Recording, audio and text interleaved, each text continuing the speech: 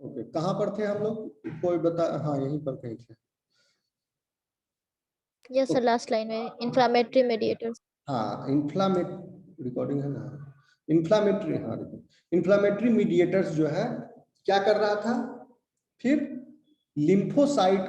देखिए inflammatory mediator एक तो लिम्फोसाइट को टिश्यू तक भी ले गया, पहला काम कीमो अट्रैक्टेंट का, और उसके बाद इन्फ्लामेटरी मीडिएटर्स जो है डेंड्राइटिक सेल्स के अंदर जब फेगोसाइटोज हो जाएगा और प्रेजेंट हो जाएगा डेंड्राइटिक सेल एपीसी, तो उसको एक्सपीडिएट द मूवमेंट ऑफ लिम्फोसाइट। कौन वाले लिम्फोसाइट? डेंड्राइटिक सेल्स जो है उसको लेके जाएगा नेबरिंग लिम्फ नोड में, जो बगल का लिम्फ नोड होगा वहां पर, और वहां पर लिम्फ नोड में बैठा हुआ है कौन? T cell. ओके, तो टी सेल को प्रेजेंट करेगा antigen, where they are activated by the pathogen. यही कौन हुआ? T cell. lymphocytes into neighboring lymph nodes where they are, हम पूरा प्रोसेस बता दिए इसमें, जनरल में लिखा है inflammatory mediators expedite the movement of lymphocyte into the neighboring lymph nodes where they are activated by pathogen। ठीक है, यानी पैथोजन को का जो एंटीजन है, प्रोटीन्स है, वो सब फ्रेगमेंटाइज होके प्रेजेंट हो गया एंटीजन प्रेजेंटिंग सेल के सेल सरफेस पर, और वो परोस दिया गया टी सेल को नेबरिंग लिम्फ नोड्स में।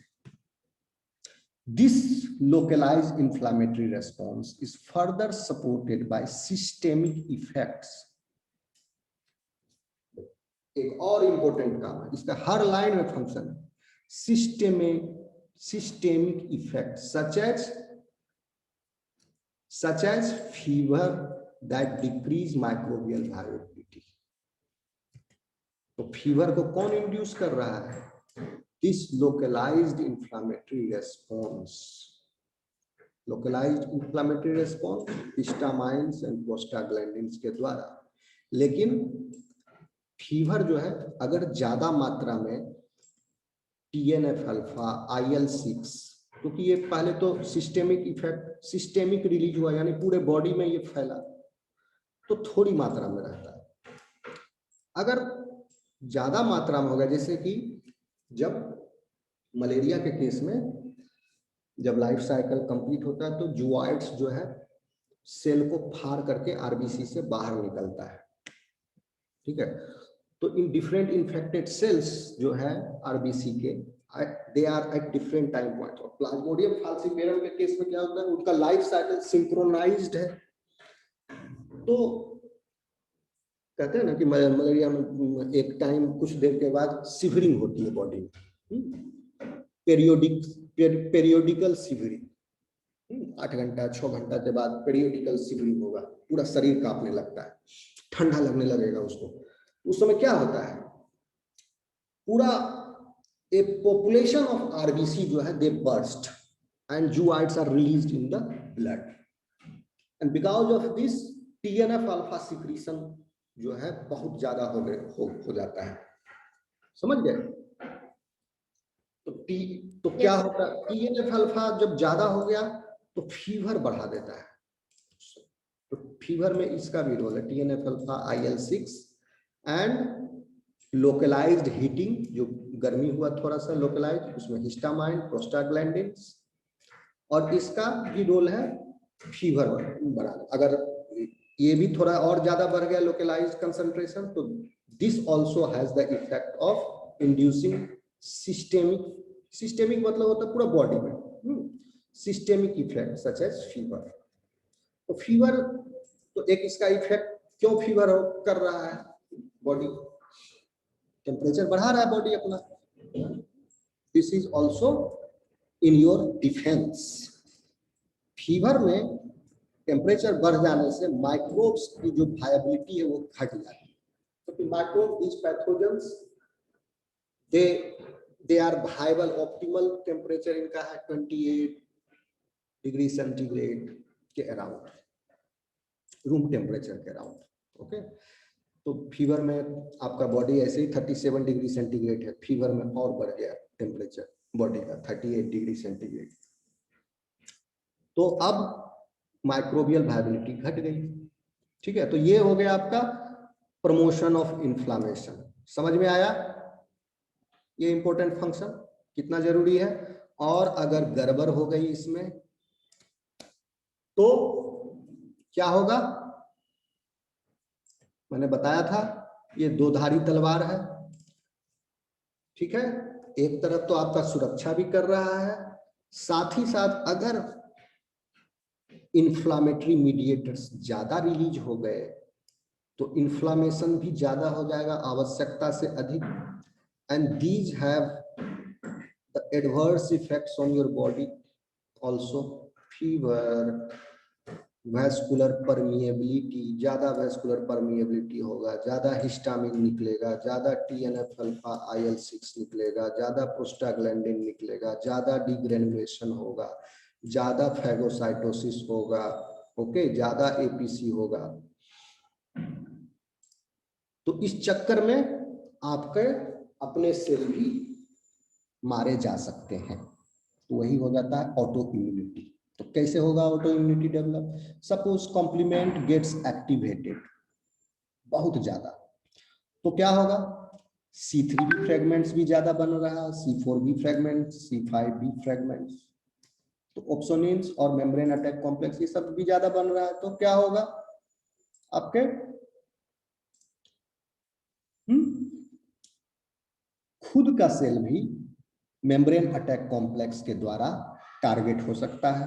और ऑप्सोनिन्स जो है इसके बड़े वाले फ्रेगमेंट्स वो आपके अपने सेल्स को भी ऑप्सोनाइज कर सकते हैं। तो ऑप्सोनाइज हो जाएगा तो क्या होगा, फेगोसाइट्स के ऊपर रिसेप्टर है, C3B C4B receptors, okay, so that will be engaged और आपके अपने सेल्स, तो ऑटो इम्यूनिटी स्टार्ट हो गया। अब सोचो आप कि C3B C4B ज्यादा बन रहा है, that means C3A and C5A भी ज्यादा बन रहा है कि नहीं बन रहा है, क्योंकि एक ही प्रोटीन का प्रोडक्ट था वो। यस और नो? डायरेक्टली प्रोपोर्शनल होगा, जितना C5B बनेगा उतना C5A भी बनेगा। एक ही प्रोटीन टूट करके छोटा टुकड़ा C5A, बड़ा टुकड़ा C5B, C5B ज्यादा बन रहा है तो C5A भी ज्यादा बन रहा है, C3A भी ज्यादा बन रहा है, तो ये दोनों जब ज्यादा बन जाएगा तो क्या होगा, फिर these are pro inflammatory mediators, तो ये सारे इन्फ्लामेटरी जो है, ये सारे जो भी प्रोसेस हम बताएं ये सब फिर ज्यादा होंगे।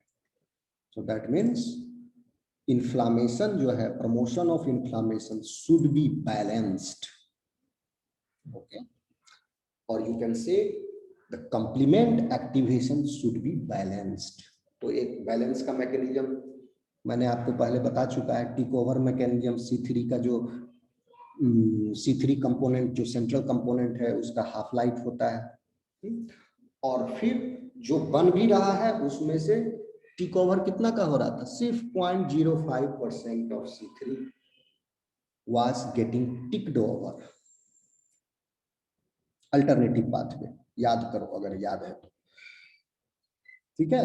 तो उस तरह से बैलेंस्ड है, लेकिन बैलेंस करने का, कॉम्प्लीमेंट सिस्टम को बैलेंस करने का, there are other complement regulatory proteins also present. हम पहले बता चुके हैं एक टेबल में आपको, many kinds of complementary receptors are there, okay, so these are complement regulatory proteins.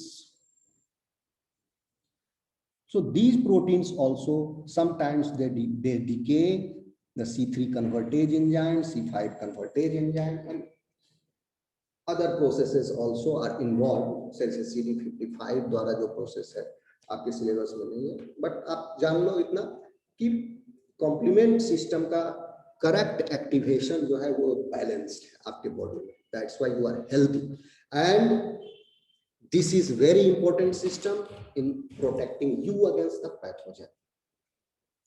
अब गड़बड़ा गया, देखो दो कंडीशन है यहाँ एक्सप्लेन किया है SLE में, okay, and in their is one more disease, rheumatoid arthritis,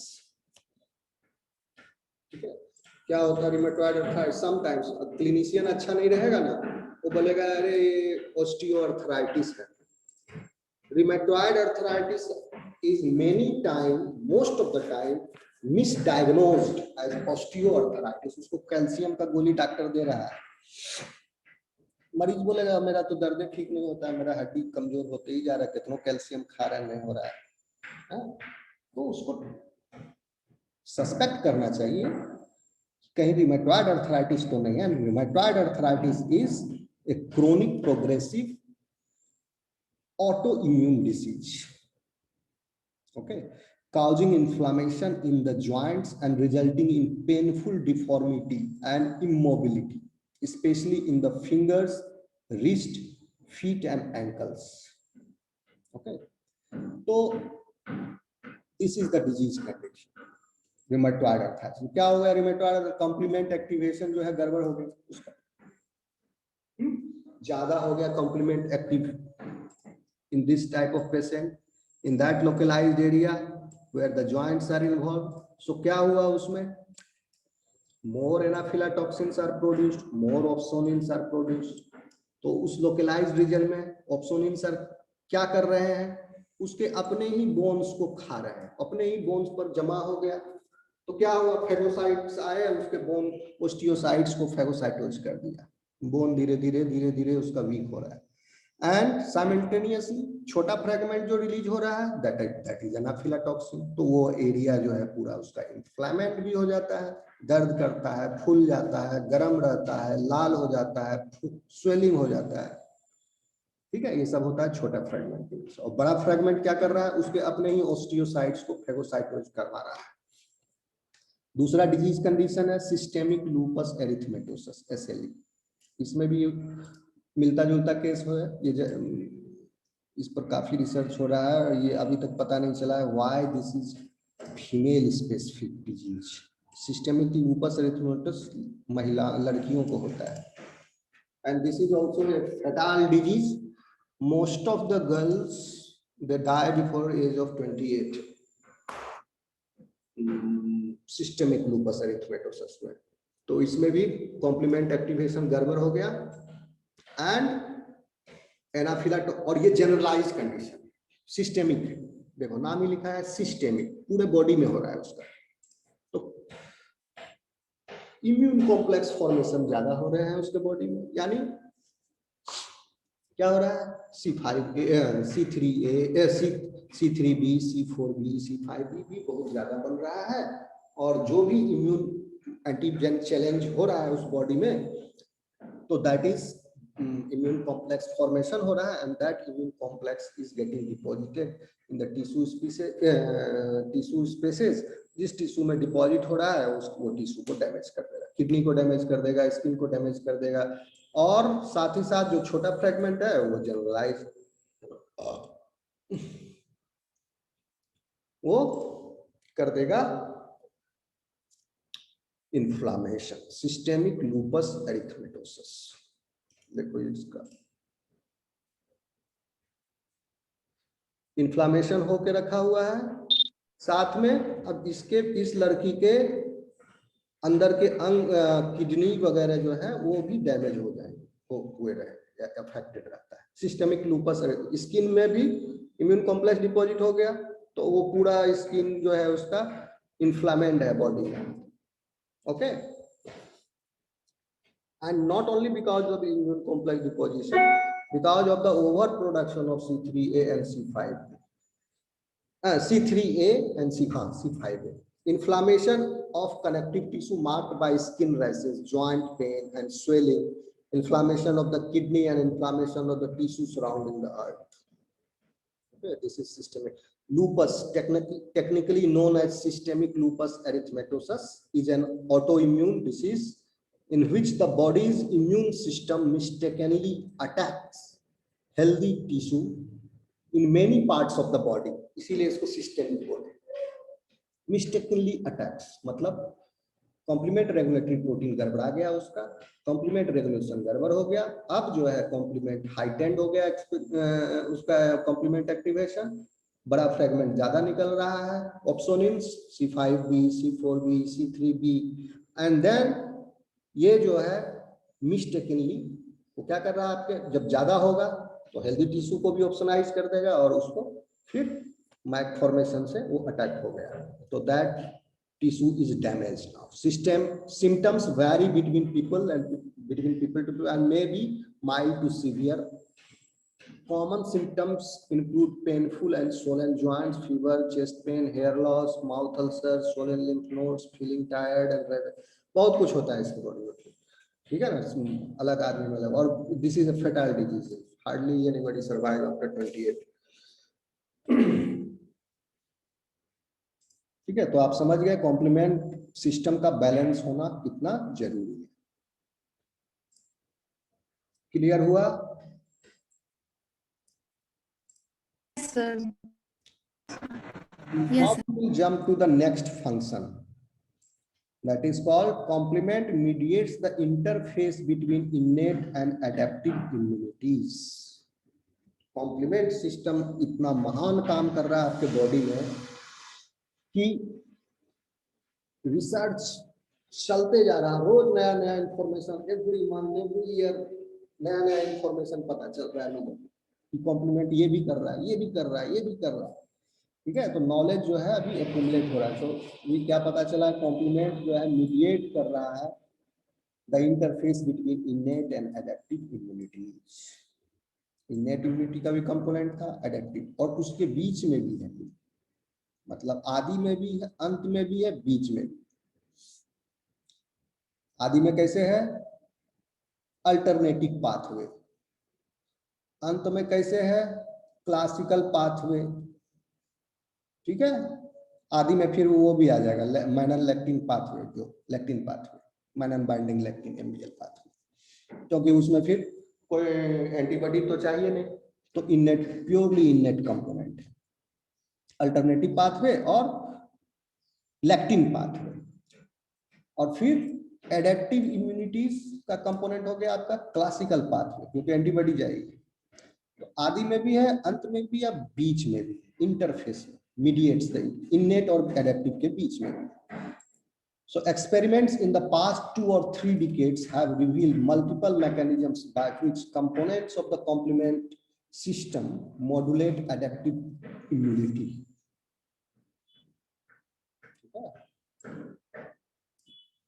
Many of these findings are extremely recent, and the study of how the binding of complement components and regulatory proteins may affect antigen presenting cells, T cells and B cells is still in its early phases. Adaptive immunities का component है ये, ठीक है, antigen presenting cell, T cell and B cell. T cell क्या कर रहा है, T cell अपना रिसेप्टर को एंटीजन प्रेजेंटिंग सेल के द्वारा रिकॉग्नाइज करके स्पेसिफाई करके B सेल को एंटीबॉडी बनाने में मदद करता है फाइनली। और T सेल का सब पॉपुलेशन भी है, उसका फिर अलग अलग काम हम देखेंगे, ये आपको सिलेबस में पढ़ना है, T सेल B सेल का क्या काम। Many of these findings are extremely recent and study how the binding of complement components जो है जितना बताया, इसके साथ साथ और इसके रेगुलेटरी प्रोटीन्स जो हैं वो अफेक्ट कर रहे हैं एंटीजन प्रेजेंटिंग सेल को भी, टी सेल को भी, बी सेल को भी। लेकिन अभी ये पता चल रहा है कि कैसे कर रहा है, कुछ कुछ नॉलेज मिला है। जैसे first, complement and antigen presenting cells, इन दोनों के बीच में क्या रिश्ता है। एंटीजन प्रेजेंटिंग सेल्स है आपके कौन से, डेंड्राइटिक सेल्स, फॉलिकुलर, इसीलिए बताया cells of the immune system, आपको नेक्स्ट क्लास में मैं पढ़ाऊंगा। इस टॉपिक को हम सोचता हूं कि यहाँ पर पाउज ले लें, नेक्स्ट क्लास में आपको cells of the immune system और फेगोसाइटोसिस ये कंप्लीट करके फिर यहाँ से आगे हम प्रोसीड करें। What do you say? Yes sir, सही रहेगा। Okay, sir. सीक्वेंस वाइज पढ़ना अच्छा रहेगा, ठीक है ना, तो देखो Sir. है ना,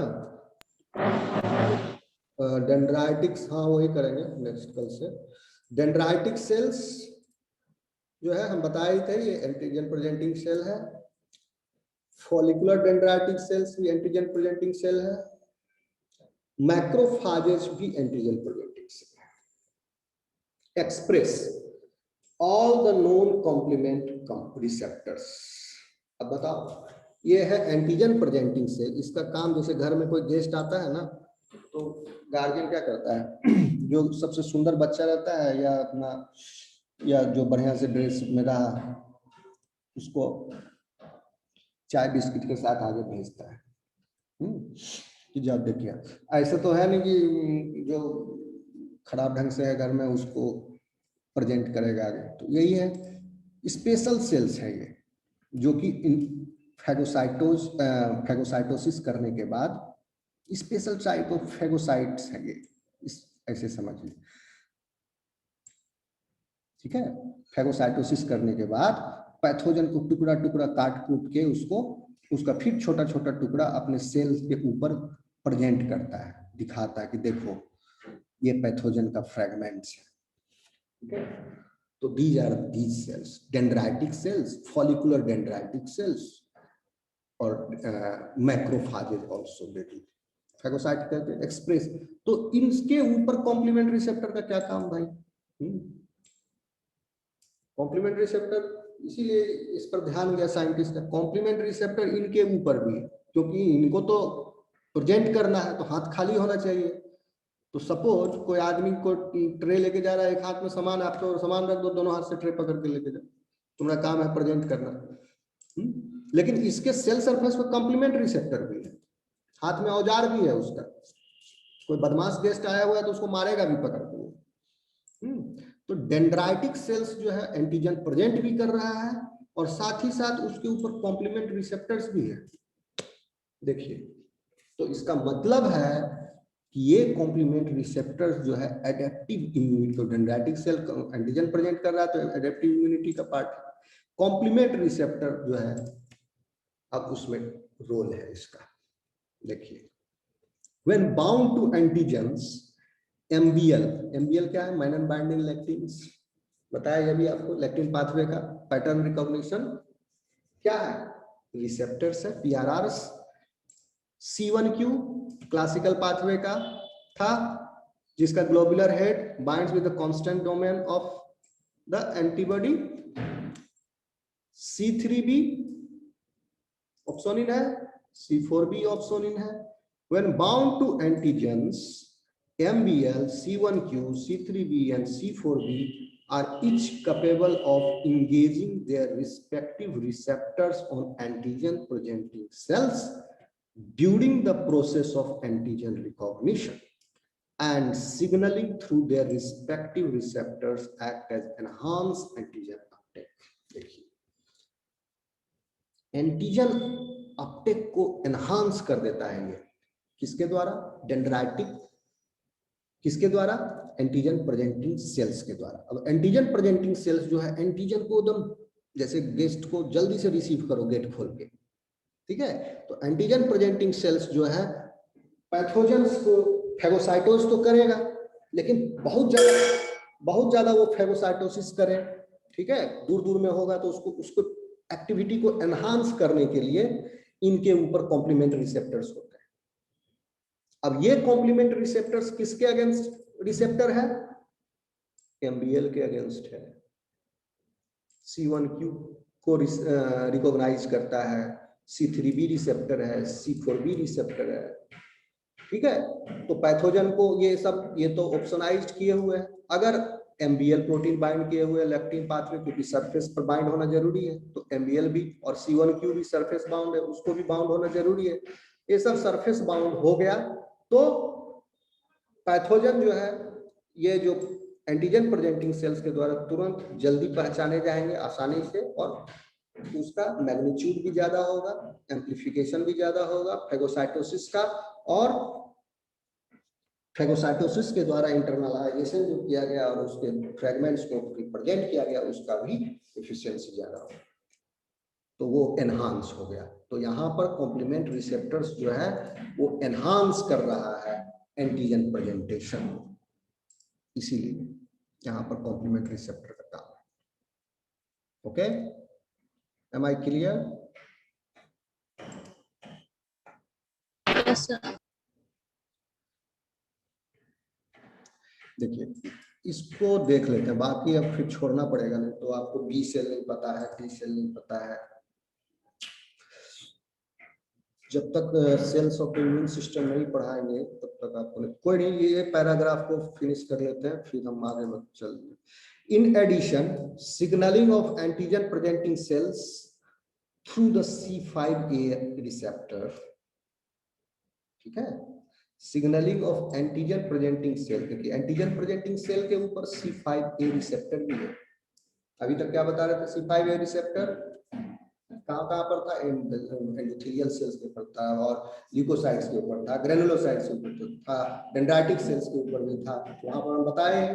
तो यहाँ भी देखिए वही बात कह रहा है, एंटीजन प्रेजेंटिंग सेल के ऊपर जो C5a रिसेप्टर है, anaphylatoxin has been shown to modulate their migration and affect interleukin production. Migration of what? Migration of antigen presenting cell.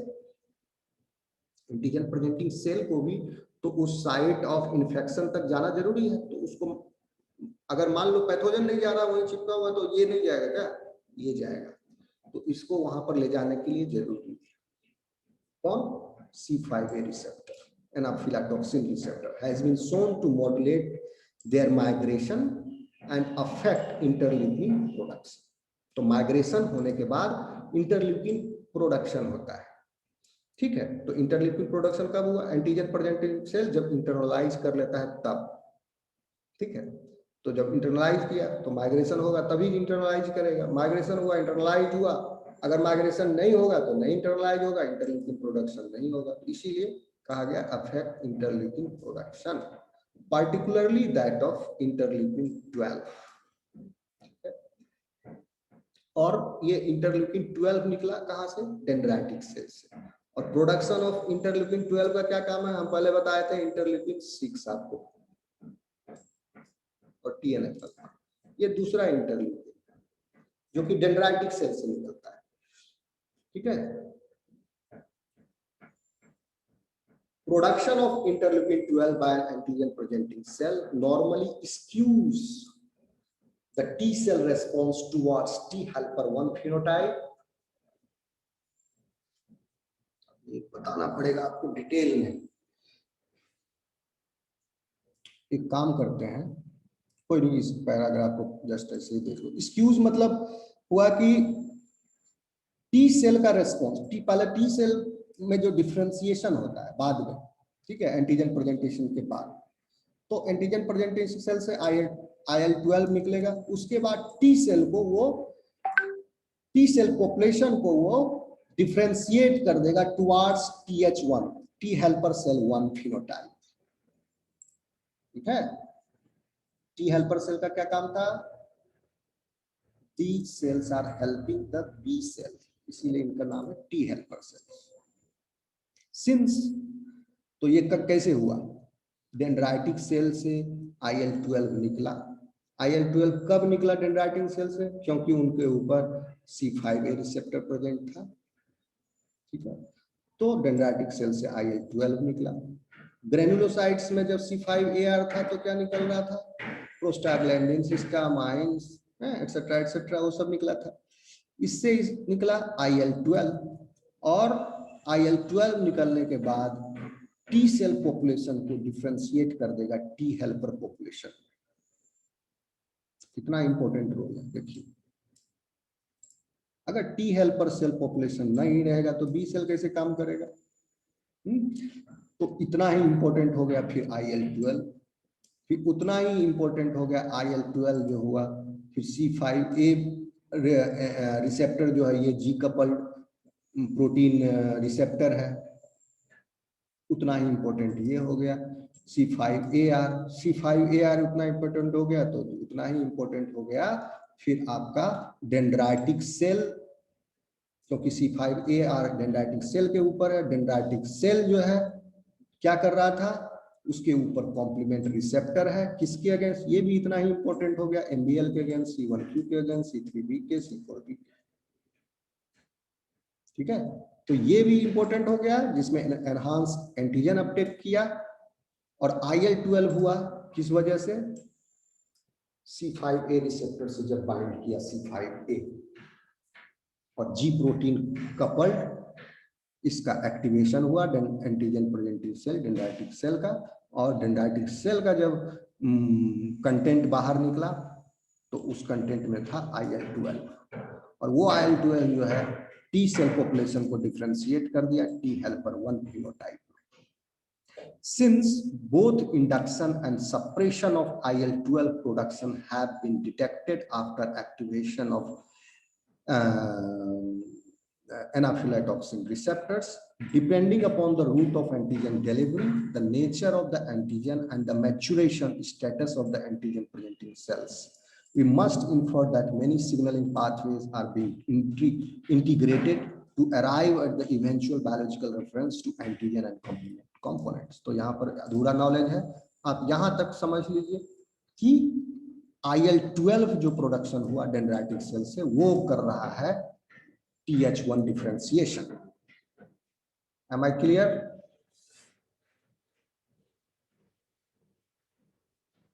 Yes, sir. TH differentiation.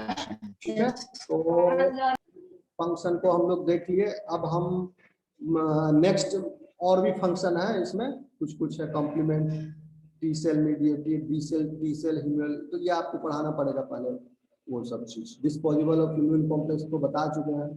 Complement mediate CNS central nervous system में भी इसका role है, synapse elimination में, क्योंकि बच्चा जब होता है फिर जैसे ग्रोथ हुआ बहुत सारा साइनेप्सेस बना हुआ रहा, ठीक है, तो उसको बाद में एलिमिनेट करना जरूरी है।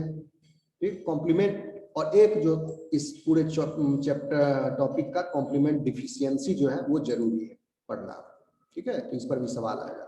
ये बहुत बड़ा टॉपिक नहीं है, अब छोटा सा बचा है, कॉम्प्लीमेंट खत्म हो जाएगा, लेकिन पहले हम लोग वो पढ़ लेते हैं 2-3 टॉपिक जो। ओके, सो अब समझ में आ गई मेरी बात?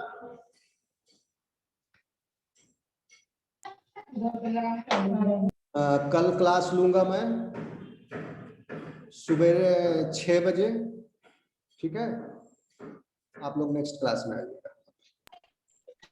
Okay, sir. Sir Thank you, semester sir. 3 का सर सुबह 6 बजे से, सुबह 6 बजे से क्लास शुरू हो जाएगी, एक हफ्ता कितने बजे तक लगातार आपकी क्लास चलेगी, ताकि सिलेबस को खत्म करना है। किसी का क्लास मैं नहीं लूंगा पूरे हफ्ते, ठीक है, तो सिर्फ सेमेस्टर 3 क्लास चलेगी, मैं पहले ही बता चुका हूँ। सुबह 6 से 8 सर, 6 से 8, 9 से 11 और शाम को 6 से 8। इसमें थोड़ा बहुत आगे पीछे हो सकता है, तो आप लोग अपडेटेड रहोगे। ओके सर शाम वाले में तो सर दिक्कत हो Okay, जाएगा, sir. ये दोनों तो ठीक है, ठीक है, शाम वाले में सर बाहर रहते हैं। तो तुम मत आना क्लास में, क्लास तो मैं बंद नहीं करूंगा। ओके, चलो ठीक है। Okay, sir. Thank you. Thank you, sir.